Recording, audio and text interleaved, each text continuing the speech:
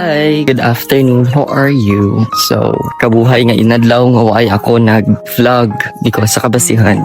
Not only in my own personal life, kundi sa akin nga obra, kag sa mga bagay nga pwede ko tapuson sa tagalangit nga obligasyon kag responsibilidad. But then, waay man ako, kung dyan man, always ka magpasalamat sa mga Diyos sa tanan nga bagay kag oportunidad nga nagbukas para sa imong kagalingan, para sa imong handom kag posisyon. Hindi magkalipat nga magpasalamat sa gamay man o kung hanggang nga butang nga nag-abot sa imong kabuhi. Ang pinakanami nga himuon sa matagadlaw-adlaw, amo ang may tagipusoon nga nagapasalamat sa tanan nga bugay naging paagam ka mahal nga Diyos. Padayon kita nga magpangamuyo kag magpasalamat, padayon kita nga magampo kag magsarig na ang tanan nga bagay nga ato na pang-agyan, bayad man o kung hindi, dapat pasalamatan. Kay waay ra ginta ka mahal nga Diyos para kita silutan, gintaod ka mahal nga Diyos para aton tanan malampuwasan, para ang aton nga tagipusoon mga mabakad sa pagpangatubang kapanghangkat katawag nga kabuhi. With love, Sir Ronnie.